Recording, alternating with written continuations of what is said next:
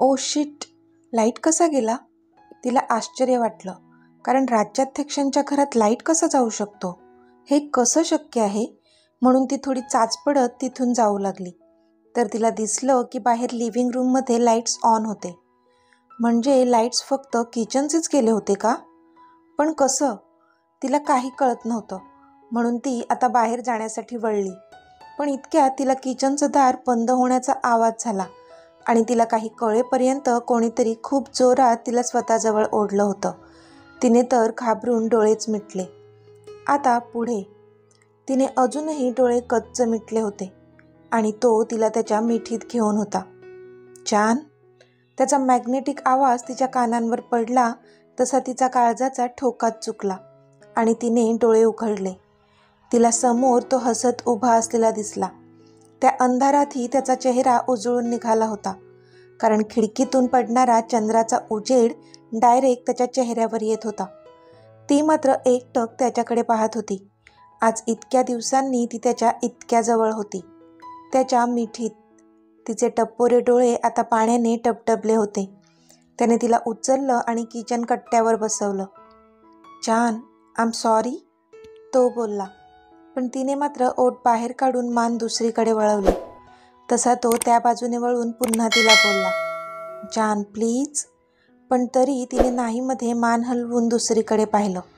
अजूनही डोळे डबडबले होते तिचे. त्याला कळत होतं इतके दिवस त्याने तिला खूप तरसवलं होतं, पण तिने एका शब्दाने कधी त्याच्याकडे तक्रार केली नव्हती. पण आज मात्र तिच्या भावना अनावर होत होत्या त्याच्यासमोर. झुरत तर तो पण होता इतके दिवस तिच्या एका मिठीसाठी.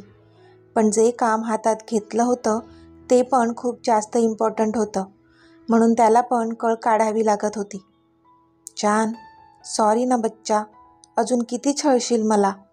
तो आता दोन्ही हात कानांना पकडून तोंड बारीक करून बोलला. तसा तिच्या टप्पोऱ्या डोळ्यांतून एक थेंब खाली पडला आणि तिने त्याच्या टायला पकडून त्याला स्वतःजवळ ओढलं आणि घट्ट मिठी मारून तिच्या अश्रूंना वाट मोकळी करून दिली तिने.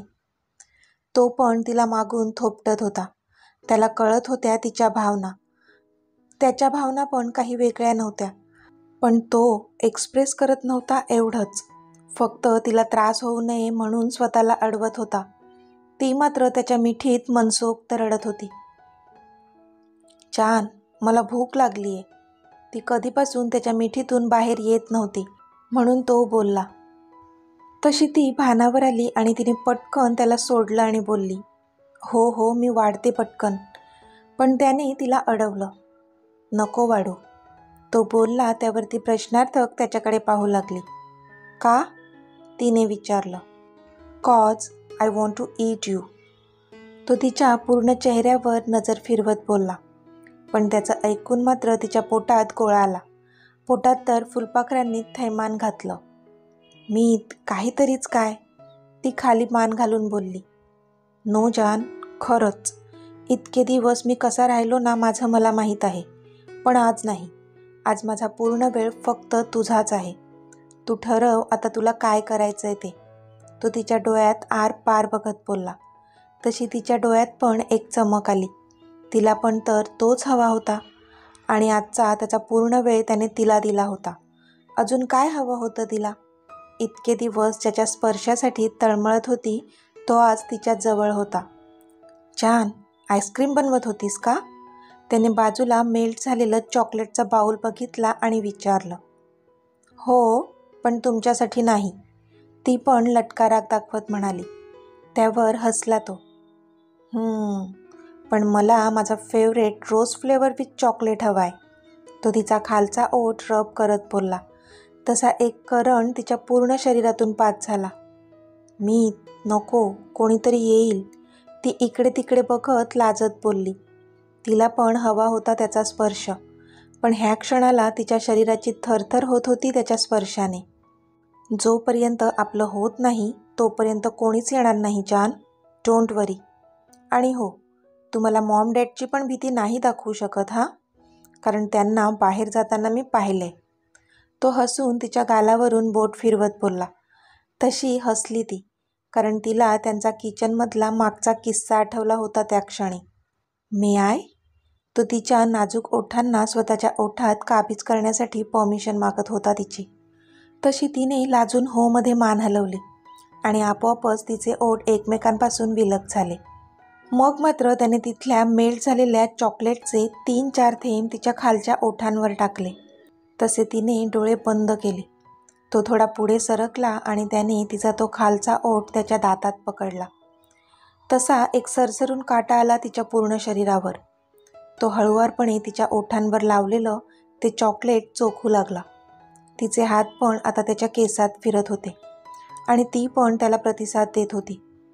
तो तिचे ओठ कधी त्याच्या ओठांनी तर कधी दातांनी कुस्करत होता. पण त्या चॉकलेटपेक्षा त्याला त्याच्या फेवरेट रोज फ्लेवरची टेस्टच जास्त आवडत होती. इतक्या दिवसांचा विरह होता. थोडीच शांततेत होणार होतं त्यांचं. एक प्रकारचं अग्रेशन होतं त्या किसमध्ये, दोघांकडूनही. थोड्या वेळाने त्याने ते चॉकलेट तिच्या मानेवर लावलं आणि त्याच्या ओठांनी टिपलं. मग तिच्या गळ्यावर लावलं आणि ते पण त्याच्या ओठांनी टिपलं. ती मात्र त्याला घट्ट आवळून त्याचा स्पर्श अनुभवत होती.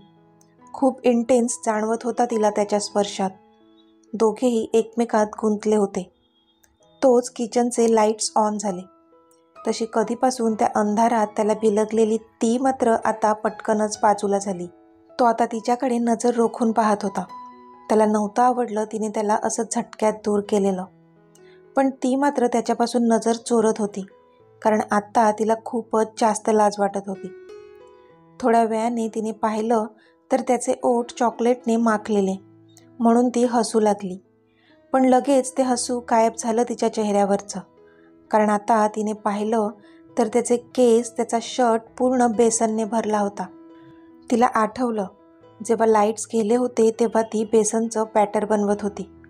तेव्हाच अमितने तिला जवळ ओढलं होतं आणि त्याच्यानंतर जे झालं तेव्हा तर तिला स्वतःला पण शुद्ध नव्हती. इतकी ती त्याच्या स्पर्शात विरघळून गेली होती. त्यामुळे तिच्या बेसनाच्या बरबटलेल्या हातांनीच तिने त्याचा शर्ट घट्ट पकडला होता आणि तेच हात त्यांचा किस होताना त्याच्या केसांतूनही फिरून आले होते. पण त्यावेळी आवेग इतका होता की बेसनाचं लक्षात नव्हतं राहिलं तिच्या. काय झालं? त्याने विचारलं, कारण कधीपासून खळखळून हसणारी ती मात्र आता त्याच्याकडे डोळे मोठे करून पाहत होती. ते तुमच्या शर्टला आणि केसांना बेसन लागले. आम सॉरी, ती कशीबशी बोलली. आता त्याचं लक्ष पण स्वतःवर गेलं तर त्याचा व्हाईट शर्ट आता येलो झाला होता आणि केस पण चिपचिप झाले होते. तो आता एक भुवई उंच करून तिच्याकडे पाहत होता. ह्याची पनिशमेंट तर तुला मिळणारच आहे जान. तो बोलला तसा तिने एक औंढा गिळला, कारण तिला माहीत होत्या त्याच्या पनिशमेंट्स. हे सगळं तुमच्यामुळे झालंय, मग मी का पनिशमेंट भोगू? तुम्हीच लाईट्स ऑफ केल्या होत्या म्हणून अंधारात मला नाही कळलं. ती उलट त्यालाच बोलत होती. No, you must be punish. तुला शिक्षा भोगावीच लागेल. तो बोलला. नो, ती बोलली. येस मेरी जान. तो बोलला. नो, ती बोलली आणि त्याला ठेंगा दाखवून पटकन उठून तिथून पळून जाऊ लागली. तोच त्याने तिच्या साडीचा पदर पकडला आणि तिला स्वतःजवळ ओढलं. तशी ती येऊन त्याच्या छातीवर आदळली. त्याने तिला घट्ट पकडून ठेवलं. आता बोल. नो.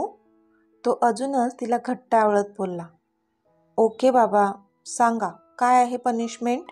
आत्ता काय तो आपल्याला सोडत नसतो, म्हणून मग तीच वैतागून बोलली. तूच मला माखवलंय ना, आता तूच मला आंघोळ घालायचीस. तो बोलला तशी ती डोळे मोठे करून त्याच्याकडे पाहू लागली. नाही मी नाही, सोडा मला. ती आता स्वतःला सोडवत होती. पण अमित राज्याध्यक्षाच्या मिठीतून कशी सुटणार होती ती? नो, तुला मला आंघोळ तर घालावीच लागेल. तो बोलला आणि त्याने तिला तसंच उचललं आणि तो त्यांच्या रूममध्ये घेऊन गेला. नो मीच, सोडा मला. वर रूममध्ये जाईपर्यंत ती लटकारात दाखवत होती त्याला, पण आतून मात्र खुश झाली होती. पण त्याने काही तिला सोडलंच नाही आणि तिला डायरेक्ट त्यांच्या बेडरूमच्या बाथरूममध्येच नेलं. ती त्याच्याकडे एकटक पाहत होती आणि तो पण तिच्या नजरेत अडकला होता. पण लगेचच त्याने बाथरूमचं दार लावलं आणि शॉवर ऑन केला. थंड पाणी अंगावर पडल्यानंतर तिला भान आलं. तशी ती पुन्हा पळून जाऊ लागली. पण त्याने मात्र तिला स्वतःजवळ ओढलं आणि ते सर्व तिच्याकडून करवून घेतलं जे त्याला करायचं होतं. त्या शॉवर खालीच त्यांचा रोमांस सुरू होता. रात्री त्यांच्या बेडवर ती त्याच्या छातीवर डोकं ठेवून झोपली होती. त्याने पण एका बाजूने हात ठेवून तिला जवळ घेतलं होतं. मीत, आज कसे काय लवकर आलात तुम्ही? तिने विचारलं. इतके दिवस त्याचा चेहरा पाहण्यासाठी पण तरसत होती ती. मग त्याचा वेळ तिला मिळणं तर खूप दूरची गोष्ट होती. छान, आज म्हणूनच लवकर गेलो होतो ऑफिसला, जेणेकरून तिथलं लवकर आटोपून मला संध्याकाळचा वेळ तुला देता येईल. तुझ्यासोबत क्वालिटी टाईम स्पेंड करायचा होता. इतके दिवस वेळ देता नाही आला तुला, कारण मिस्टर अँड मिसेस सिंघानिया उद्या आपल्या ऑफिसमध्ये येणार आहेत. त्याआधी मला सगळं कंप्लीट करायचं होतं. सगळं कसं एकदम परफेक्ट असायला हवं, म्हणून मला स्वतःला लक्ष घालावं लागत होतं. पण ह्या सगळ्यांमध्ये तुला वेळ देता नाही आला. आय एम सॉरी, तो बोलला. बाद झालं सॉरी पुराणमीत. मला वेळ नाही देता आला म्हणून तुम्ही पण तर दुःखीच होता ना. मग का सॉरी म्हणता सतत? I can understand your situation. मला नाही आवडत असं तुम्ही मला सतत सॉरी बोललेलं. ती बोलली तसा तो हसला. छान, कशी आहेस गं तू? बायका नवऱ्याकडून सॉरी बोलवून घ्यायला काय काय करतात, आणि तू एक अशी आहेस की नवरा सॉरी बोलतोय तर त्याला अडवते. यू आर सो क्यूट माय बच्चा. तो तिचे गाल ओढत बोलला. आऊच मीत, लागतंय ना? ती तिचा गाल चोळत बोलली. इतक्यातच लागलं का मेरी जान? अजून तर तुला त्रास द्यायचा बाकी आहे माझा. तो डोळे मिचकावत बोलला तसं तिने हसून कम्फर्टर डोक्यावरून घेतलं. पण त्याने लाईट्स ऑफ केले आणि तो पण त्या कम्फर्टरमध्ये शिरला आणि तिला त्रास देऊ लागला. सकाळी लवकर उठून दोघेही ऑफिसला जाण्यासाठी रेडी झाले होते. जान, झालं का तुझं आवरून? चल पटकन, अमित बोलला तसे तिने डोळे फिरवले. म्हणजे ती बिचारी कधीपासूनची रेडी आहे आणि ह्याचंच अजून बाकी होतं, तरी तिलाच बोलतोय पटकन आवरायला. मी कधीपासून रेडी आहे मीत. आणा ती टाय इकडे. तिने त्याच्या हातातली टाय घेतली आणि त्याला बांधू लागली. तसा तो हसला. झालं, निघायचं? तिने टाय बांधून झाल्यावर विचारलं. हो, थँक्स डिअर. तो तिच्या कपाळावर किस करून बोलला. आता थँक्स कशासाठी? ती बोलली. Thanks for everything. चल, तो बोलला तशी ती हसली आणि मग दोघेही खाली गेले आणि नाश्ता करून डॅडना पण सोबत घेऊन ते ऑफिसला निघून गेले. रॉनी, सगळं रेडी आहे ना? अमितने आल्या आल्याच रॉनीला विचारलं. येस बॉस, वेलकमची सगळी तयारी झाली आहे आणि आपली गाडी पण मॅनेजरसोबत एअरपोर्टवर पाठवली आहे मिस्टर अँड मिसेस सिंघानियांना पिक करायला, रॉनी बोलला. गुड, अमित हसून बोलला. इतक्यात एक ऑफिस बॉय आला आणि तो सांगून गेला की ते लोक आले आहेत. तसा अमित उठून त्याच्या केबिनच्या बाहेर आला. समोर त्यांचा मॅनेजर फुलांचा बुकेट घेऊन उभा होता आणि बाकीचे सगळे एम्प्लॉईज पण त्यांच्या स्वागताला तयार होते. त्यात चानू पण होती. तिने एकदा त्याच्याकडे पाहिलं, पण त्याचं लक्ष समोर होतं, म्हणून मग ती पण नजर फिरवू लागली. पण ती जशी त्याच्यावरची नजर फिरवणार त्याच्या मिलीसेकंदाच्या आधीच त्याने तिच्याकडे पाहिलं आणि हसून तिला डोळा मारला. तसे तिचे तर डोळेच मोठे झाले. ती हसली आणि तिने मनातच डोक्यावर हात मारला. ह्यांचं काहीच होऊ शकत नाही ह्या आविर्भावात. आता समोरून मिस्टर सिंघानिया त्याच्या बायकोला घेऊन हातात हात पकडून आत येत होते. एक खूपच सुंदर लेडी जिने व्हाईट कलरचा शॉर्ट टॉप आणि ब्लॅक मिनी स्कर्ट घातला होता. हाय हील सँडल्स, खांद्यापर्यंत असणारे केस मोकळेच सोडले होते. डोळ्यांवर गॉगल होता. ती मिस्टर सूरज सिंघानियाच्या अर्ध्या वयाची असेल, पण ती त्यांची बायको होती. पण इथे अमित मात्र तिला आवासून पाहतच राहिला होता. Welcome mister and Mrs Singhania, Ronnie बोलला तसे ते दोघे आत आले. पण अमित मात्र अजूनही त्या लेडीकडेच पाहत होता आणि ती पण त्याला बघून स्माईल देत होती. Hello mister Rajyadhyaksha, meet my wife Mrs Sanika Suraj Singhania.